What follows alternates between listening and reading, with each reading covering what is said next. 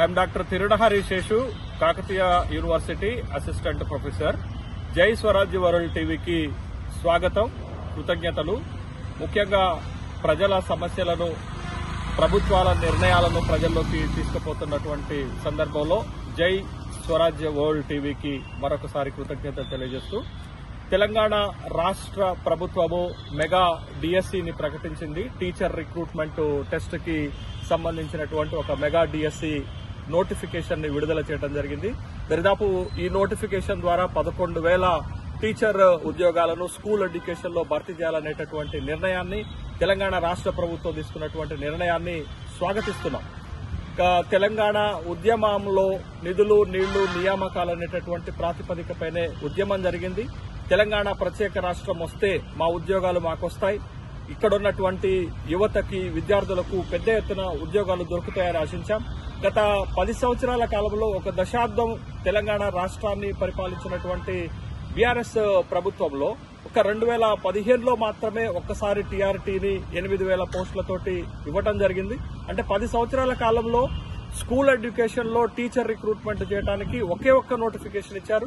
తర్వాత 2023లో తెలంగాణ రాష్ట్ర శాసనసభ ఎన్నికలకు ముందు మరొక నోటిఫికేషన్ ఇచ్చారు, కేవలం 5,000 పోస్టులతో మాత్రమే.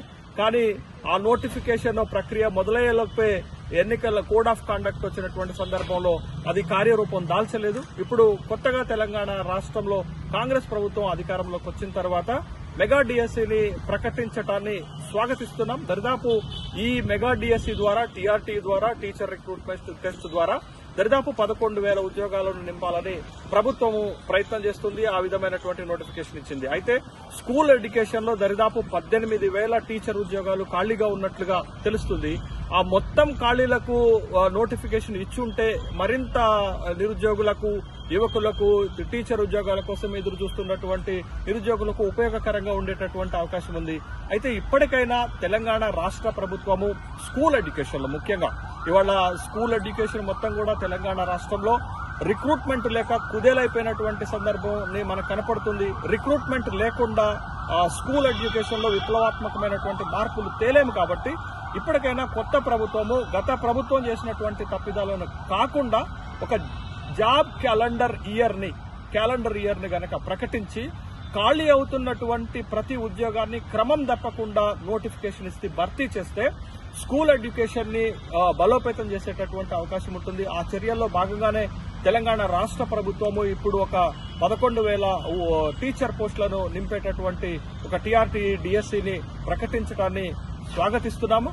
కానీ ఒక 18,000 ఖాళీలు ఉన్నాయి. ఆ ఖాళీలను కూడా పూర్తి స్థాయిలో భర్తీ చేసి ఉంటే మరింత యువతకి, నిరుద్యోగులకు మేలు జరిగేటటువంటి అవకాశం ఉంది. కాబట్టి రాబోయే రోజుల్లోనైనా స్కూల్ ఎడ్యుకేషన్ లో ఉన్నటువంటి ప్రతి ఖాళీని భర్తీ చేసేటటువంటి విధంగా, క్రమం తప్పకుండా భర్తీ చేసేటటువంటి విధంగా ఒక జాబ్ క్యాలెండర్ ఇయర్ ని ప్రకటిస్తూ పకడ్బందీగా ఎలాంటి అవకతవకలకు తావు లేకుండా పారదర్శకంగా గనక టీచర్ ఉద్యోగాలను నింపగలిగితే నిజంగా మనం ఆశించినటువంటి మార్పులు స్కూల్ ఎడ్యుకేషన్ లో వచ్చేటటువంటి అవకాశం ఉంది.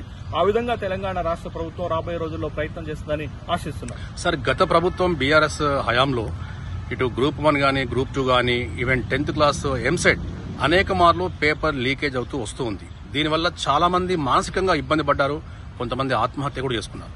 మరి ఈ కాంగ్రెస్ ప్రభుత్వ హయాంలో రాబోయే మెగా డిఎస్సి అనేది ఎలా ఉండబోతుందంటారు? గత బీఆర్ఎస్ ప్రభుత్వము ఉద్యోగాల నియామకాల్లో, ముఖ్యంగా ప్రభుత్వ రంగంలో ఖాళీగా ఉన్నటువంటి నియామకాలను చేపట్టడంలో అలక్ష్యం వహించింది, నిర్లక్ష్యం వహించింది అనేటటువంటి విషయంపైనే పెద్ద ఎత్తున నిరుద్యోగులు, యువత, విద్యార్థులు ఆందోళన చేసినటువంటి సందర్భాలను మనం చూశాం. ఎన్నికలకు ముందు 80,000 ఉద్యోగాలను డైరెక్ట్ రిక్రూట్మెంట్ ద్వారా భర్తీ చేయాలని ప్రభుత్వం భావించినటువంటి క్రమంలో అనేక రకాలైనటువంటి పోటీ పరీక్షలకు నిర్వహించేటటువంటి పరీక్షలలో అవకతవకలు జరిగాయి, అవినీతి జరిగింది, పేపర్ లీకేజ్ జరిగింది. ముఖ్యంగా గ్రూప్ 1 లాంటి అత్యున్నతమైనటువంటి రిక్రూట్మెంట్ లో కూడా ప్రిలిమినరీ ఎగ్జామ్ సంబంధించినటువంటి పేపర్ లీకేజ్ అయింది.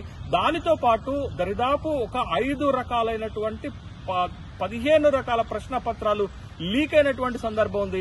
మళ్ళా గ్రూప్ 1 ఎగ్జామ్ ని తిరిగి నిర్వహించినటువంటి సందర్భం ఉంది.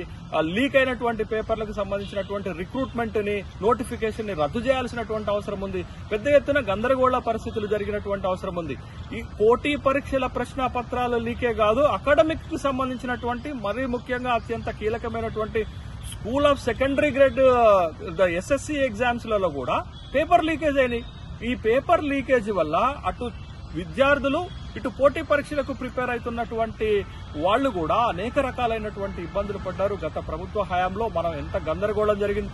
టీఎస్పీఎస్సీ లాంటి ఒక ప్రధానమైనటువంటి రిక్రూట్మెంట్ ఏజెన్సీ కూడా పరీక్షలు నిర్వహించలేకపోయింది, పేపర్ల లీక్ ను అడ్డుకోలేకపోయింది, పారదర్శకంగా పరీక్షలు పెట్టలేకపోయింది, నిబంధనల మేరకు పరీక్షలు పెట్టలేకపోయింది. కాబట్టి గ్రూప్ 1 లాంటి ఒక అత్యున్నతమైనటువంటి రిక్రూట్మెంట్ 2 సార్లు ప్రిలిమినరీ ఎగ్జామ్ పెట్టినటువంటి దుస్థితి, దౌర్భాగ్యాన్ని గతంలో చూశాం. కాబట్టి ఆ గుణపాఠాలను నేర్చుకుని కొత్త ప్రభుత్వము వేసినటువంటి మొదటి అడుగు, మొదటి స్టెప్ ఏంటి అంటే టీఎస్పీఎస్సీని ప్రక్షాళన చేస్తూ పాత బోర్డుని రద్దు చేస్తూ కొత్త చైర్మన్ ని తర్వాత కొత్త బోర్డు మెంబర్స్ ని తీసుకుని వచ్చారు. టీఎస్పీఎస్సీ ప్రక్షాళన చేసేటటువంటి దిశగా కొత్త ప్రభుత్వం అడుగులు వేస్తుంది. టీఎస్పీఎస్సీని ప్రక్షాళన చేయటమే కాదు, మొత్తము బోర్డులో పారదర్శకంగా ఎగ్జామ్స్ జరిగేటటువంటి చర్యలు చేపట్టాలా, తప్పులు లేకుండా ఎగ్జామ్స్ జరిపేటటువంటి చర్యలు చేపట్టాలా, పేపర్ లీకేజ్ కాకుండా చర్యలు చేపట్టాల్సినటువంటి అవసరం ఉంది. క్రమం తప్పకుండా నోటిఫికేషన్స్ ఇచ్చి ఉద్యోగాల భర్తీ చేయాల్సినటువంటి అవసరం ఉంది. మరీ ముఖ్యంగా ఏపీపీఎస్సీ పైన గాని, గత ఉమ్మడి రాష్ట్రంలో ఉన్నటువంటి ఏపీపీఎస్సీ పైన గాని, ప్రత్యేక రాష్ట్రంలో ఉన్నటువంటి టీఎస్పీఎస్సీ పైన గాని ప్రధానమైనటువంటి ఆరోపణ ఏంటి అంటే సకాలంలో పరీక్షలు నిర్వహించరు, సకాలంలో రిజల్ట్స్ ఇవ్వరు, సకాలంలో నోటిఫికేషన్స్ ఇవ్వరు, సకాలంలో భర్తీ చేయరనేటటువంటి ఒక అపవాదు ఉంది. కాబట్టి డిలే ప్రాసెస్ లేకుండా పారదర్శకంగా క్విక్ గా ఉద్యోగాల భర్తీని చేపట్టినప్పుడే టీఎస్పీఎస్సీ తన విశ్వసనీయతను నిరూపించుకుంటుంది తప్ప చైర్మన్ ను మార్చినంత మాత్రాన, సభ్యులను మార్చినంత మాత్రాన టీఎస్పీఎస్సీ ప్రక్షాళన జరిగినట్టు కాదు. టీఎస్పీఎస్సీలో గతంలో ఉన్నటువంటి అన్ని జాడ్యాలను, అన్ని లోపాలను సరిచేసి ఒక అత్యున్నతమైనటువంటి recruitment agency like union public service commission ఏ విధంగానైతే ఈ దేశంలో రిక్రూట్మెంట్ ప్రాసెస్ చేస్తుందో ఆ స్థాయిలో రిక్రూట్మెంట్ చేయగలిగితే టీఎస్పీఎస్సీ తన విశ్వసనీయతను, తన నమ్మకాన్ని నిలబెట్టుకునేటటువంటి అవకాశం ఉంటుంది. కాబట్టి ఆ విధమైనటువంటి చర్యలు ప్రభుత్వం చేపట్టాలా, ఆ విధమైనటువంటి చర్యలు టీఎస్పీఎస్సీ ద్వారా జరగాల్సినటువంటి సందర్భం ఉంది. అప్పుడే తెలంగాణ రాష్ట్రంలో ఉన్నటువంటి 1 టైం రిజిస్ట్రేషన్ చేసుకుని ఉన్నటువంటి 30 లక్షల మంది విద్యార్థులకు న్యాయం జరుగుతుంది, నమ్మకం కలుగుతుంది.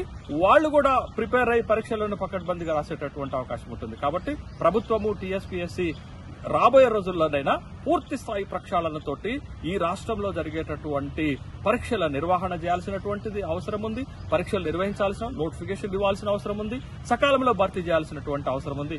ఇప్పటికే కొత్త ప్రభుత్వం వచ్చిన తర్వాత ఈ 75 రోజుల్లో దరిదాపు పాత ప్రభుత్వం ఇచ్చినటువంటి నోటిఫికేషన్ల ద్వారా 30,000 మందిని రిక్రూట్మెంట్ చేసినటువంటి సందర్భం ఉంది. కాబట్టి ఇప్పుడు గ్రూప్ 1 నోటిఫికేషన్ కి, పాత నోటిఫికేషన్ కి మరొక 60 పోస్టులను యాడ్ చేసి 563 పోస్టులతోటి కొత్త నోటిఫికేషన్ ఇచ్చారు.